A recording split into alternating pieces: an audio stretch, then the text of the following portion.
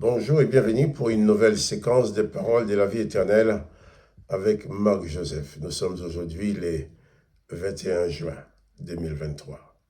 Encore un jour de grâce avec Jésus-Christ. Donc, pas de panique, parce que Jésus-Christ est avec toi. Il y a peut-être des appréhensions par rapport à cette journée. Il y a peut-être des difficultés que tu penses avoir affrontées. Il y a peut-être des choses difficiles. Il peut y avoir beaucoup de choses. Mais une chose est importante. C'est de savoir que Jésus-Christ est réellement avec toi. Parce qu'il a dit, je suis avec toi tous les jours jusqu'à la fin du monde. Autant que le monde existe, autant Jésus-Christ sera avec toi. Quand le monde n'existera plus, il ne pourra pas être avec toi dans un monde qui n'existe pas. Par contre, toi, tu seras avec lui dans son royaume qui est éternel. Que son nom soit béni. Et que toi aussi, tu sois béni. Et je te le répète, cette journée a pour toi un jour de grâce parce que Jésus-Christ est avec toi. C'est donc une journée de grâce, une journée de bénédiction. Quelles que soient les circonstances, la présence de Jésus-Christ t'apportera la grâce, la bénédiction. Et quelles que soient les difficultés, Jésus-Christ sera toujours pour toi une porte de sortie. Donc, je te dis tout de suite, pas de panique. Bannis la peur, bannis l'angoisse. Être angoissé, être dans la peur, être paniqué, ça ne sert à rien. Au contraire, tu vas perdre tes moyens. Tu ne vas pas pouvoir faire ce que tu veux faire. Tu ne vas plus pouvoir comprendre ce que tu dois comprendre. Car la peur, c'est un ennemi. La panique est un ennemi. La peur est capable de te pousser à faire ce que tu ne veux pas faire. La peur a cette capacité de te pousser à accepter dans ta vie des choses que tu n'aurais jamais voulu accepter. Donc, pas de peur, pas de panique. Jésus-Christ est avec toi. Souviens-toi. Et n'oublie jamais que dans toutes les circonstances, Jésus-Christ a promis d'être avec toi. Nous allons continuer notre lecture dans l'évangile de Marc. Hier, nous avons parlé de cette femme qui, par sa foi en Jésus-Christ, a obtenu la guérison, la libération de sa fille qui était sous l'emprise des puissances démoniaques. Il dit quand Jésus dit à cette femme, « Va, le démon est sorti de ta fille. » Et quand elle rentra dans la maison, elle trouva l'enfant couché sur le lit, le démon étant sorti. Jésus donne sa parole et le démon est parti. Le pouvoir de Jésus, un mot de sa bouche, une parole de Jésus est capable de t'apporter la délivrance. Nous allons continuer la lecture cette fois-ci. Après cette guérison-là, voilà. Jésus quitta le territoire de Tyr et revint par Sidon vers la mer de Galilée. En traversant le pays de la Décapole, on lui amena un sourd qui avait de la difficulté à parler et on le pria de lui imposer les mains. Je m'arrête là. Jésus, sur le chemin, en quittant Tyr pour aller vers la mer de Galilée, vers la mer de Galilée, oui, Jésus traverse le pays de la Décapole.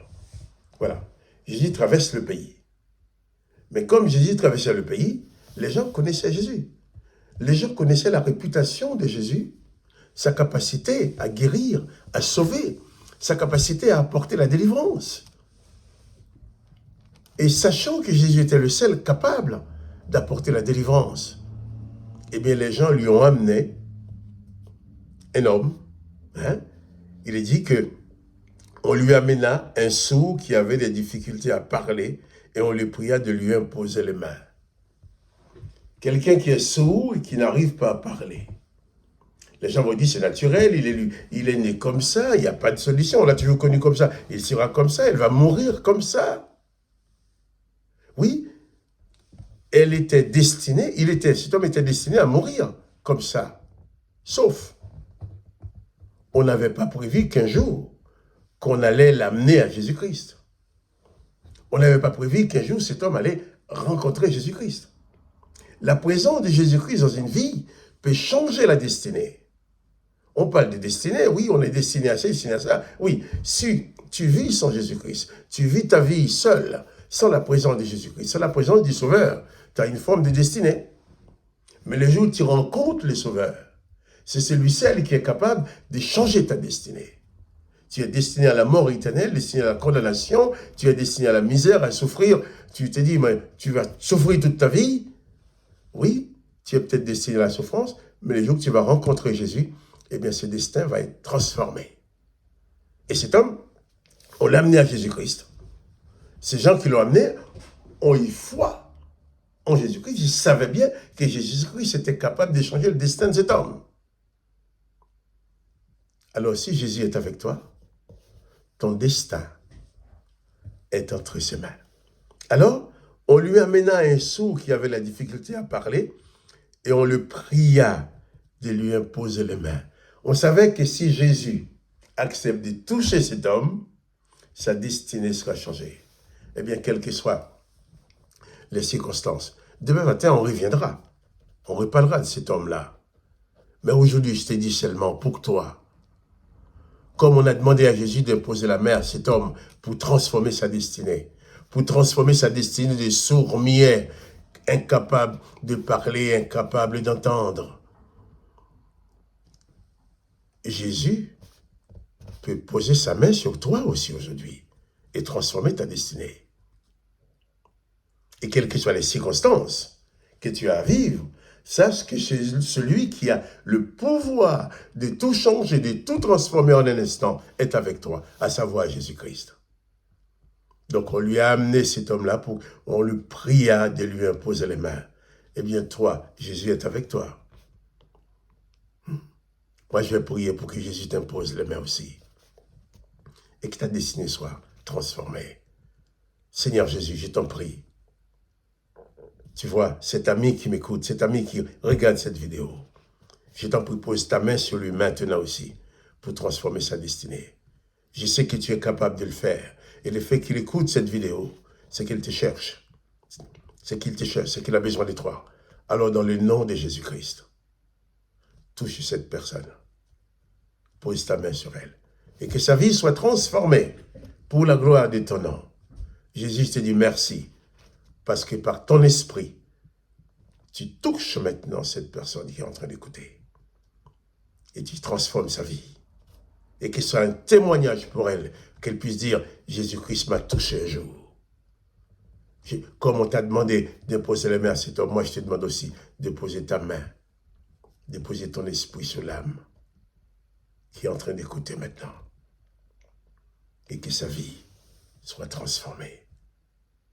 Oh Jésus, je te bénis Père, nous avoir donné Jésus comme sauveur, libérateur, comme libérateur de cet ami qui écoute maintenant cette parole.